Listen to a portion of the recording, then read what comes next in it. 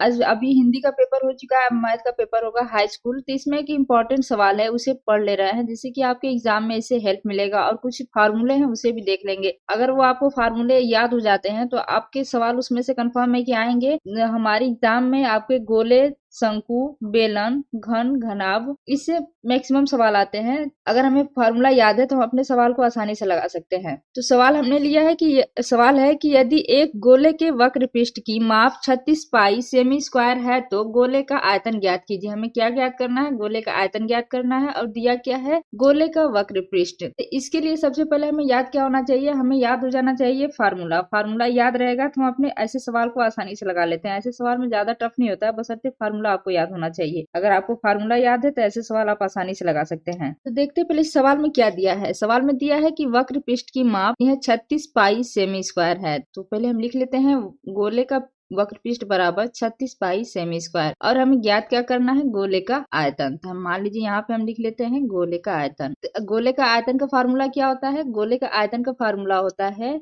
4/3 pi are Q. Are नहीं दिया है तो हमें पता करना है आर के बारे में। अगर हमें आर मिल जाता है तो हम इसमें मान रख के अपना ज्ञात कर लेंगे। तो सबसे पहले हम ज्ञात करते हैं क्या कि गोले का वक्र पृष्ठ का फार्मूला क्या होता है। तो गोले का वक्र पृष्ठ का फार्मूला होता है 4 पाई आर स्क्वायर बराबर दिया कितना है? 36 पाई सेमी स्क्वायर। तो ये हो जाएगा 36 पाई। तो हमें यहाँ से ज्ञात क्या करना है? आर के बारे में हमें पता करना है। हमारा टारगेट क्या है कि हमें आर के बारे में पता होना चाहिए। इससे आपको आसानी ये होती है ना कि इसमें क्या दिया है और क्या हमें पता करना है। तो यहाँ से हमें आर का मान कहीं नहीं दिया है तो हमें आर का मान पता करना है। तो हम आर का मान पता करते हैं। तो देखिए यहाँ से आर हमें मिल जाएगा। देखिए यहाँ पे क्या दिया है? 4 पाई आर स्क्वायर दिया है। आर यहाँ से लिख लेते हैं आर स्क्वायर बराबर, ये 4 पाई को इधर पक्षांतर कर देते हैं तो ये हो जाएगा 36 पाई बटे में 4 पाई। इधर होगा तो ये बटे में आ जाएगा। अब देखिए कट रहा है, कट जाएगा। ये पाई से पाई कट गया और 4 9 36, 4 से 36 कट गया कितना? 9 बार में। तो हम कह सकते हैं आर स्क्वायर बराबर कितना हो गया? 9 हो गया। अब आर बराबर कितना हो जाएगा? 3 हो जाएगा। अब हमें पता चल गया आर के बारे में। अब हमारे पास आर मिल गया हमें। अब हमें क्या करना है? इसमें हमने आर का मान रख देना है बस। देखते हैं 4/3 पाई आर के बराबर कितना दिया है? 3। 3 का क्यूब हो गया। अब इसको हम क्या करेंगे? इसको हम लगाएंगे तो 4/3, ये 3 पर क्यूब का मतलब क्या हो जाएगा? 3 × 3 × 3, 3 हो गया। अब एक 3 से एक 3 कट गया। अब क्या बचा है? 4। 3 3 के 9 हो जाएगा। ये 3 3 का गुणा कर देंगे तो कितना आ जाएगा? 4 पाई इंटू 9। अब क्या करना है? 9 का गुणा कर देंगे हम 4 में तो 4 9 36, 36 पाई आ जाएगा। तो गोले का आयतन कितना हो गया? 36 पाई सेमी क्यूब। कितना आसान था। बशर्ते हमें क्या याद होना चाहिए? फार्मूला याद होना चाहिए। पहले हमें ज्ञात क्या करना है उसके बारे में भी लिख लेंगे एक साइड, क्या दिया है उसके बारे में लिख लेंगे। और हम इसमें से देख लेंगे कि क्या हमें चाहिए। तो इसमें से सिर्फ हमें आर चाहिए तो हमें यहाँ से हमें आर निकालना है क्योंकि इसमें दिया ही होता है। आप इसे आसानी से लगा सकते हैं। इसके लिए हमने कुछ फार्मूला भी लिखे, उसे आप याद कर लेंगे तो आप आसानी से लगा सकते हैं कोई भी सवाल हो। ये हमने सूत्र, ये फार्मूला लिया है। ये घनाभ है। घनाभ का आयतन का सूत्र क्या होता है कि यल बी एच, मतलब लंबाई गुणित चौड़ाई गुणित ऊंचाई। तो ये यल बी एच हो गया। और इसका वक्र पृष्ठ क्या होता है ये आप याद कर लीजिएगा। ये यल लंबाई, बी चौड़ाई, एच ऊंचाई है। तो ये क्या है? घनाभ का आयतन है।